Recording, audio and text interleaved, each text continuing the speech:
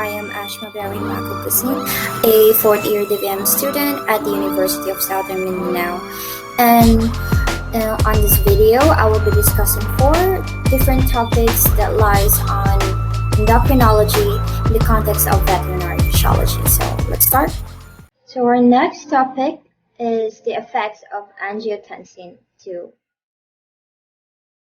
So the angiotensin II effects includes the direct vasoconstriction, the antidiuretic hormone, or the vasopressin releasing leading to vasoconstriction and renal tubule water reabsorption. And the third one is the direct stimulation of kidneys to reabsorb sodium and constrict different efferent arterioles. And the fourth one is the aldosterone release leading to sodium and water reabsorption. And the fifth one is the increased sympathetic outflow. So the tubule and efferent arterial illustrations that is represented in the monitor are simplified for purposes of focusing on angiotensin II effects. So it does not accurately depict what part of the tubule each component targets. So just for example, those that in aldosterone acts on the distal tubule, the ADH on the collecting ducts, and the angiotensin II on the proximal tubule. I hope you get that. So the first one is the cardiovascular effects, which is the angiotensin II acts on the AT1 receptor found in the endothelium of arterioles throughout the circulation to achieve vasoconstriction. So the net effect of this is an increase in control peripheral resistance and consequently the blood pressure. So the next one is the neural effects. So the angiotensin II acts at the hypothalamus to stimulate the sensation of thirst, resulting in an increase in fluid consumption. So it also stimulates the sympathetic nervous system to increase the release of noradrenaline. And this hormone is typically associated with a fight or flight response in stressful situations, and has a variety of actions that are relevant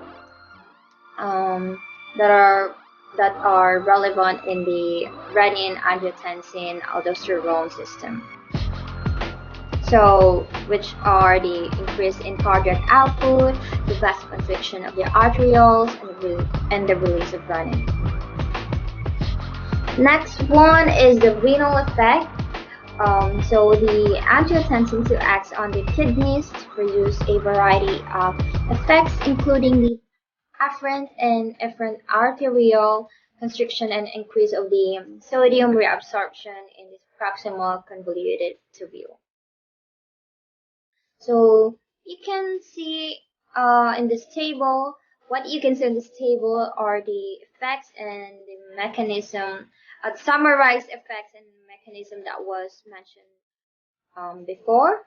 And the angiotensin II is also an important factor in tubuloglomerular feedback. Sorry for that.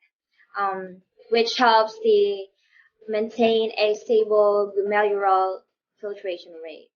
Yes, and the local release of prostaglandins, which results in a preferential vasodilation in the afferent arteriole in the glomerulus, is also vital to this process.